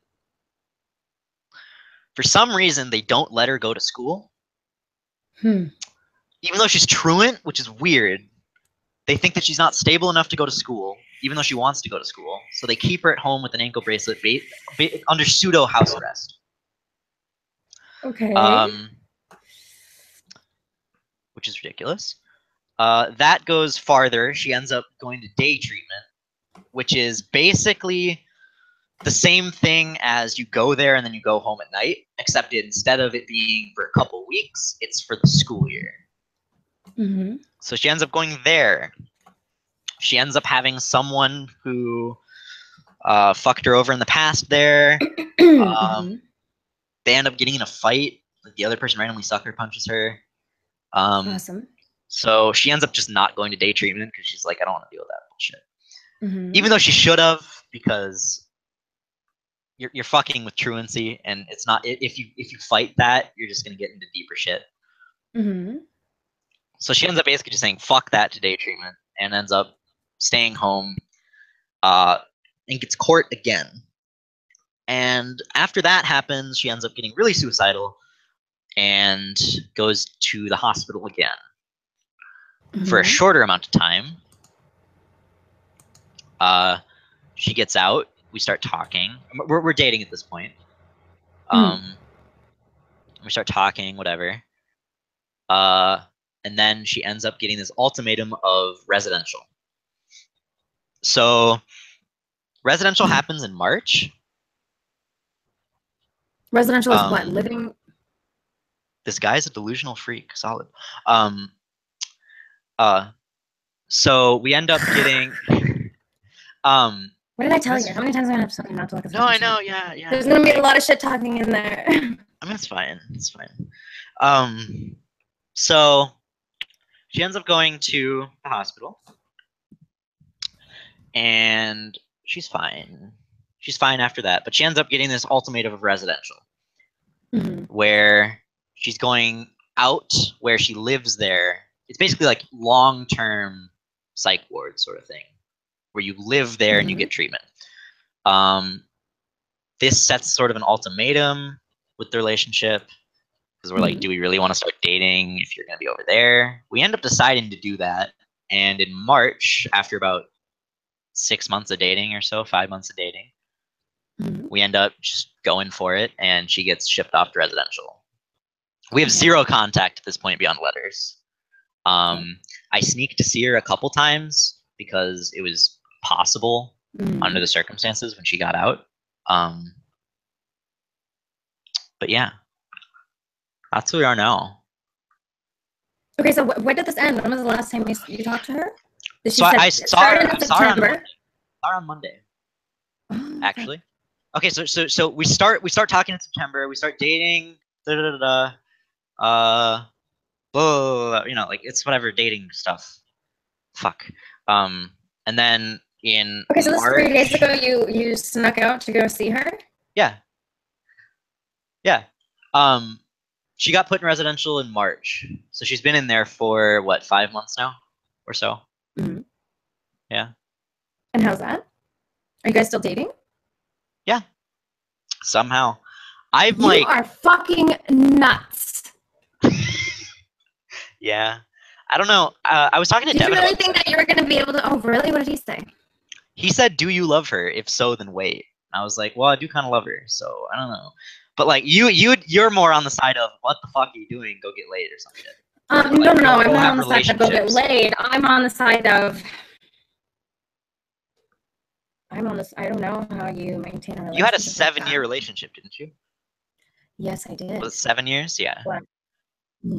But see, okay. I get the waiting thing. I do get it. But I just don't think you should do anything that'll compromise your situation right now. That's the only thing I would say. If you love her, that's really hard to just like shove aside and pretend isn't there. Yeah. So I wouldn't say go get laid or whatever. I mean, I don't think that's going to fulfill you if you actually love this girl. But I mean, it's just kind of, that's a tough situation, dude. So she's been there for 5 months. When is she? Yeah, so she can get released as early as 3 weeks from now, or as late as 2 months from now or so. Okay. So. How are you feeling? Are you good though? Are you okay? Yeah, I'm good. Okay. I'm great, actually. Like, Where's your health at? Oh, I'm way on the up and up. I'm You're totally good? fine now. Okay. Oh yeah, no, I'm totally fine. Okay. Good. That's why I'm laughing about all this. I'm like, what the fuck was I doing back then? Oh, I'm fine now. Wow. Dude, I don't know how the fuck I would react to seeing somebody who's hanging there in an attempt to kill themselves. That's pretty fucking wild. And you said they died, right? They ended up dying a week later. Yeah, they didn't. They Okay. didn't end up dying that time though. Yeah. That's really fucked. Yeah. Well, good for you. I mean, I'm glad you didn't kill yourself. Still here. I've been in that position. I've definitely self-mutilating was, I felt like my only escape at the time because I was very trapped by my parents. Like, your parents are cool, so you're super lucky. Mine were fucking not. I could not. No, my parents have been great with me. Yeah, that's really good. I like my fucking parents. I wasn't able to talk to them. I didn't have really anybody at the time because they wouldn't even let me go and hang out with people or friends or anything. I was just like a housemaid, you know what I mean? Like, I had to do all the cooking and cleaning when my mom was out and taking or working. There were 2 baby boys that I had to babysit for them while my mom and stepdad were at work and shit. I was not able to do anything. So, like, I had no outlet to release my emotional pain, I guess. That's the only thing I can really equate it to, like the self-harm. Yeah, no. No, I totally get you. No, I was in a very similar situation. Yeah, and I've been there. I've not been to a psych ward, but I think there was probably a time where it was totally. Can you hear me okay? These guys are. You're a little robotic, but. Am I? Yeah, but I don't know. I don't know if that's the internet or what it is, to be honest with you. Amy, it sounds like Name's rubbing his hairy scrotum against your mic. Yeah. Is that a vape or a voice modulator? It's a vape. Well, that was a really crazy story. It's a long. And that's where you are now? Yeah. No, that's okay. No, I'm totally fine now. I've got this sweet internship. I've got a 4.0. I'm going to be done with 2.5 years of college by the time that I'm done with high school. Mm-hmm. So that's solid. I've got all these short lists for good schools. That's good. You said you're going to the gym now and doing that kind of stuff? Yeah, yeah. Do I still sound robotic? You do. You do. Dude, I don't know. Hold on. Maybe mute Mike and then.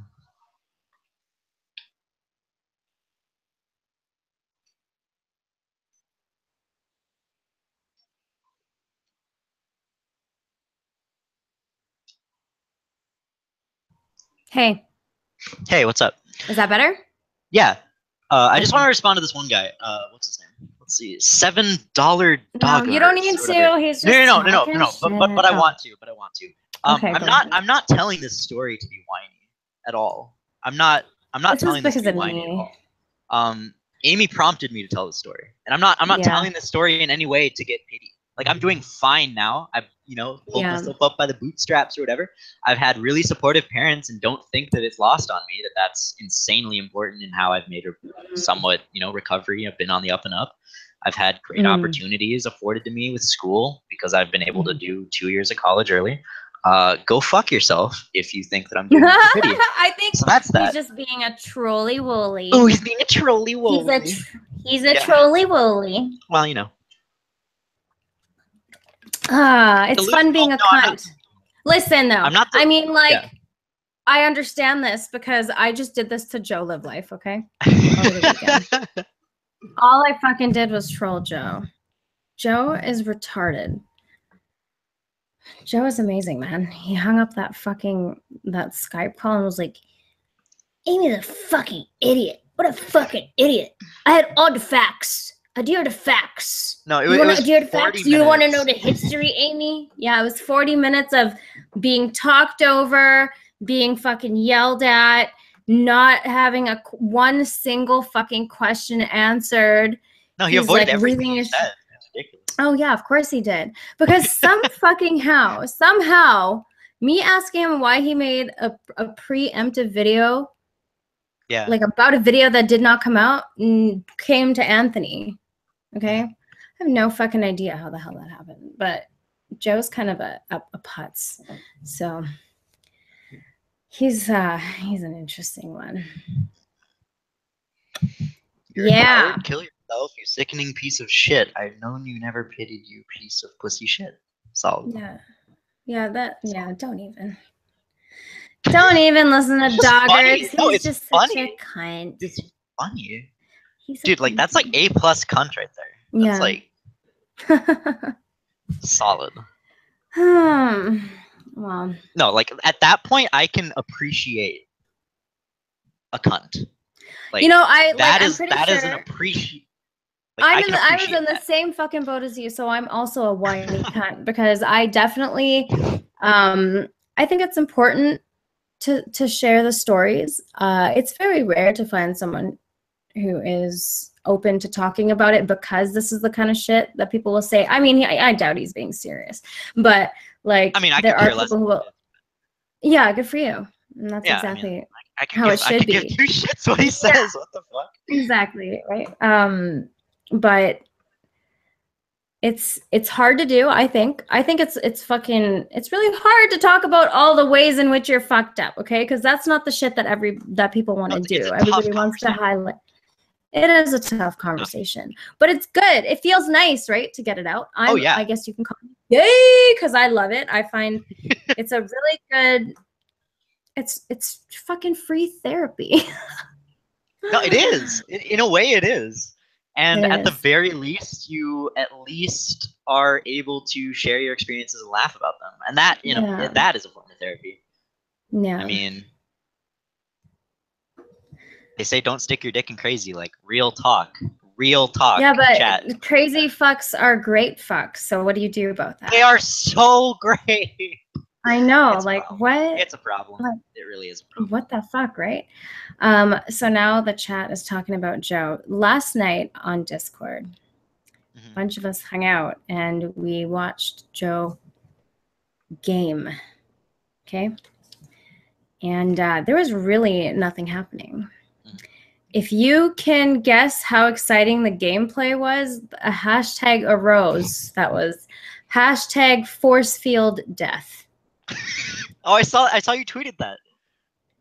Yes. That whatever you want to call it. Okay. You know what? At least you're not Joe. Yeah, I mean, low bar, but I'm skirting above. I'm far above yes, you are. You're a very smart boy. I saw your chart today, and I was like, oh, look at him go! We're not gonna fucking tell you, Neeb. AiU's Discord server is the fucking best. That is seriously, it's a really fun place. Real talk. In case he's not trolling, I'm like 90% sure that he's trolling. But like, in case he's not trolling this dollar, dude, he says this motherfucker wouldn't have lasted a second in my shoes. Isn't that you, like, trying to get pity? Virtue, yeah. What the fuck is that? Virtue, yeah. Yeah. Joe is a 20. Yeah, so Joe is fucking a 28-year-old with bigger and nicer tits than than me. And did you catch that stream at all by chance? I did. His response to me saying, "The collective said you will never suck on these," is that was the best Amy, dude. moment. That was the Amy, best dude. moment. Amy, dude. I fuck chicks way hotter than you who have way better tits. I'm like, that's your fucking response to that? Like, Joe. And then what happened? So in that stream, he's talking about making a video. Oh, no, this is after Vaughn, after he hangs up on me because he can't take the heat or whatever the fuck. Actually, I don't even know why he ended the call. He was just in a drunken rage. His face, you just saw his face morphing. No, I know. It was like, dun dun. Oh shit! It's Angry Joe. He's gonna go to Vaughn now. Jekyll and Hyde. It was like Jekyll. Oh my god, dude! It was so fucked up. Like I was pretty calm in that conversation. I when I get passionate or into something, obviously I'm gonna raise my voice a little bit. But the whole time I was pretty much laughing at him. The first thing I said to him was, "Why are you such a grumpy bitch, Joe?" He's like, "Hang on, sweetie. Just let me get this figured out." I'm like, did you just call me fucking sweetie? I remember that. He kept on using names. I remember that. Yeah, and I was like, what the fuck? Yeah, and then he starts talking to me about Anthony and the whole you don't know the history, Amy. You need to know the history. What history do I need to know? I just need to know why the fuck you made a video about something. No, it's like completely unrelated. No, totally. Unrelated. He wouldn't answer the question. He's just complete non sequitur. He was just weaseling out of it. Yeah. And now he is super fun to make fun of. You know, this whole thing started with him and I because I just trolled him on Twitter a little bit, okay? Because he was being sour. He was talking shit at Devin. He was needling, if anything. Barely trolling. Yeah. Very low grade. Like, I feel like he needed to find some way to make himself relevant or something. Because who gives a fuck about Joe Live Life? What is he even fucking doing? He does like, okay, 10,000 followers, streaming him playing games. And so there were 25 people there the day that all of us raided his chat and that shit went down. They were all the collective. Okay. I know you guys just fucking engage in groupthink. Well, that's right. Yeah. There was only like 6 actual viewers of his, right? The rest of them were all. Not even. Anthony's in the chat. What's up, Anthony? It was so fucking weird, dude. I have no idea where Anthony came from in that fucking stream. I have no fucking clue at all. It was just like really fucked up. And then he started going on about, Amy, I've talked to intellectuals. I'm like, are you really gonna bring up Krause right now? And what happens? I call Lawrence Krause to ask him if he's okay, and I'm just like, wow, dude, you are so unaware. Like, at the very least, you should recognize that people are trying to tell you something here. Okay. No, he's completely blind to it. He's completely blind to it. I don't even. Well, I mean, when you're gonna drink, and then he's gonna go on about like he gets so defensive. It's only 12 pack a week. That's not a lot. That's not an alcoholic. I'm not an alcoholic. He's smushing his words together. Alcoholic. Yeah, and then he starts talking shit about Phil Anselmo. He was so fucking drunk during Devin's interview with him. He's Guys, not been an sober intellectual. for over a year. Yeah. Yeah, nobody fucking said he was at all. Devin propped him up. Yeah, okay, he's gonna make a fucking trailer for it because he's gonna have the guy on his fucking channel. Like, this shit seems so like. Gotta get hyped. Yeah, I don't even if Connor's gonna get knocked the fuck out, probably 90%. 90% he gets knocked the fuck out. We're still gonna hype him. Oh, what did he say? Once an act, always once a drug act, always a drug act. What a cunt! What else did he fucking say? This community of group and your groupthink mentality. In the collective. Yeah, and then oh my god, the Vaughn stream, man. He takes his shirt off. That was beautiful. That was beautiful. Anthony's what a like, sight. Anthony's like, dude, you just look fat. And he flexed. He flexed. So he flexes his arm right at the end. But he's also like, Anthony said something about his neck, and he's like, that's a man's neck. And he like gullet. Oh my god, it was so fucking retarded. What did he start saying about me? So he hangs up on me, and the first thing he starts saying is, "He was a fucking idiot. What a fucking idiot!" And I'm just like, "You see what I do with bunch of idiots?" Yeah, and they're all fucking idiots. Fuck these children. They're children. And then in the other chat, it's like, someone was like, "She really shows her age," and I'm like, "This motherfucker doesn't even know my age." How old is Live Life? What is it, like almost 40? Yeah, he's up there. He's like 36, something like that. 36, 35, I mean, like, 36. Look how. Hi, Billy and Marino. Billy baby, how you doing? Billy Bong. Billy Bong. Billy Bong. Billy Bong. Wow. I haven't lived this down yet. I still think it's fucking hilarious. I am a proponent of shaming. Okay, so if you motherfuckers, like, if I do something that's stupid, I really invite you to make fun of me Yeah, and call make a me out. joke out Yeah, of yeah. me. Call me Not the same out, way. please. Like, don't fucking ever let me behave like that. Instead of taking it as like a helping hand, he got so upset. It's pretty clear that when you can't answer a very simple, basic question, that you have not thought through anything. You're just gonna fucking do whatever you're gonna do. And the thing is, you're fucking wrong. You can't just be wrong and be allowed to be wrong. Like, No, you're just fuck making a off fool out of already. yourself. Yeah. Yeah. Oh, you want to go on a fucking crusade and tell everybody else how they're wrong. But when you're wrong, you don't want to fucking hear it. Like, what the fuck, man? What the fuck? No, that's ridiculous. Yeah. Ridiculous. Well, how are you feeling? Because it's almost time for bed for me. I'm fine. Yeah. Yeah. Well, I'm gonna go in like a couple minutes. Solid. Yeah. We're gonna have to hang out again. But that's cool. Thanks Sure. for talking to me and telling me your fucked up stories, dude. Good. Yeah. I'm just like I realize that I've like obviously I've had so many things going for me, but like the Yeah. fucked up things that have happened to me have happened in such like a short amount of time that I like can't wait for like more shit to happen.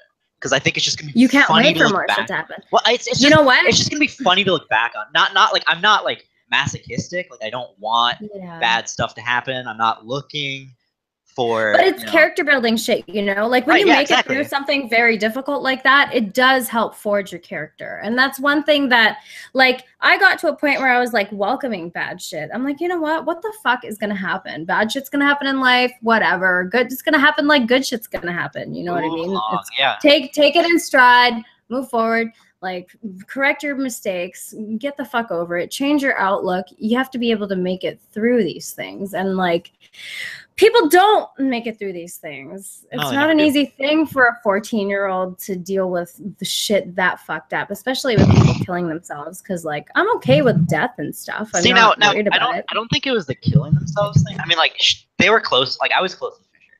I'm Yeah. very close to Fisher. But I think it was the fact that I was there for it, because I've had people die, and I've had people that I know die in suicide, and I'll be like texting them or something, right? But like, it's not the same.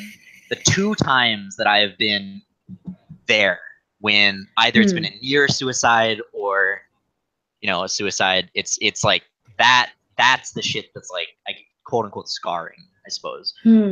But I think you just gotta push forward. I mean, it's all about moving forward. You always have to. You always got to move forward, dude. It doesn't matter what the fuck it is. Just keep. And like on pushing. I'm just such a different person, and I'm actually sort of proud of who I've become. Right? Like I'm still like a rambling cunt who can't spit out a Hey, me sentence too. I'm a for the rambling life of me. too. But like, but like, even so, like I actually have stuff that I'm doing now instead of just randomly being shut in. I can juggle, which is useless. I know 200 digits of pi, useless. I can do useless. I can do a Rubik's cube. That's still useless. What? Oh, I can sing. That's cool. I can sing too. That's awesome. Yeah. What do you sing when you're by yourself? Mostly, well, I mostly do choral work, but I'm starting to branch out into solo stuff. So I was in musicals too. I mean, I'm not like a by theater yourself. kid, but by myself. I was in a musical as well. I'm trying to think. That's What do I sing by myself? Mostly classical still. Mostly classical. Cool. Or jazz. Well, cunt. Cunt. I'm gonna kick you off, and I'm just gonna say hi to the chat for a bit. You gonna jump in the chat and say hi? Hell yeah. Okay, Jump cool. in that Thanks for chat. talking to me. We're gonna talk again, yeah? Yeah, it's been great. Yeah, for sure. Okay, cool. I've been so rambly though, and I'm sorry. No, like, that could have been so much that was more. No. That was kind of the point. I wanted to listen. That's kind of what I wanted to do. And you just want an overflow of random shit, teenage drama. Really random. It's very interesting. It's weird that you were saying that earlier, that it's teenage drama, but like I'm interested in how people get to where they are. Yeah.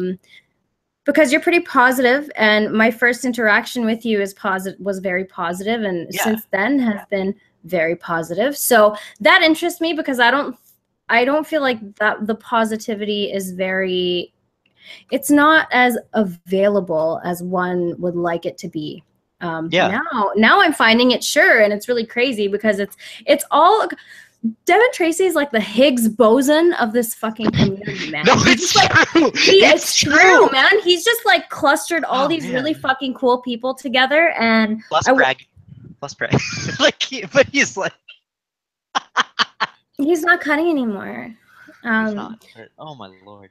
But yeah, so I honestly like my life is changing a lot because of this one person, and it's really fucking cool to kind of get out and talk about it and talk to the people who are a part of that community, which seem to be some of the coolest fucking people I'm meeting. And I am all about the human connection shit. I like to talk to people. I like to know stories and get to know people and figure that shit out. Like I like it. So that's I used to be very like anti that. I used to think that it was all pointless. But then like now that I've been talking to people that are actually like very positive instead of just like weights, it sounds really shitty to say people that are weight, but like no, but they are. They are. But it's been really great. Like this hangout's been great. It's positive. It's been really chill. Yeah. Anyway, kick me out because you got to say hi to the chat and all that. Big kisses, because that was a really nice conversation. I'm glad I got to listen to it. Hugs for sure. Gay hugs. I just want to beat Devin to a hug. That'd be chill. I don't think I would need to beat Devin into a hug. I think he would give me one. Oh, you want to beat a hug to me? You mean beat Devin? Yeah, to you. Yeah. Oh, Devin actually wants to probably hug into fridge, that though. so. Devin's probably into that though. I have a theory that Devin's just a power bottom. Okay. Oh, behind closed doors. Kill you. Behind closed doors. Okay. Power bottom. Devin, I have not made any kind of assumptions of that nature, and if by chance Devin hears this, that's his opinion, not mine. Don't fucking hate me. Okay. So I will talk to you soon. It's a theory.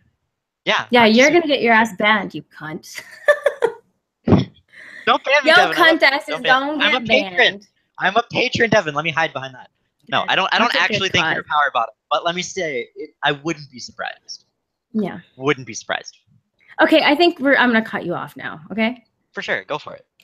Okay. Mwah. Bye. Bye. Bye.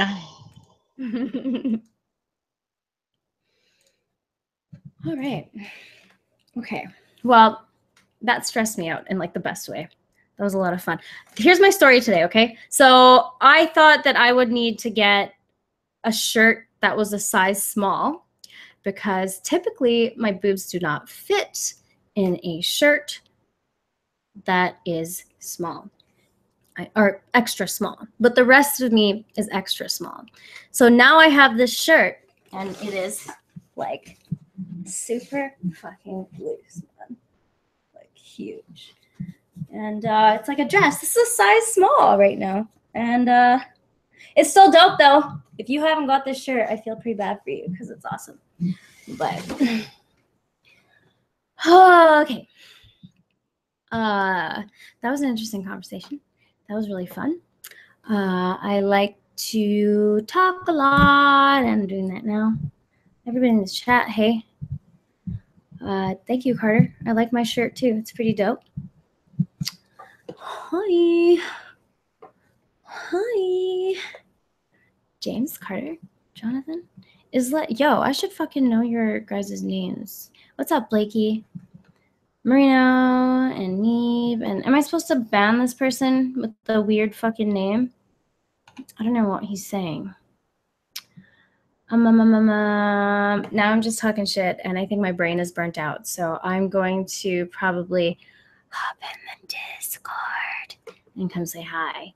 But thanks for coming, guys. Atheism is motherfucking unfucking stoppable. Okay. Don't do drugs, okay? Okay. Love you. Adhere to facts. Mwah! Bye.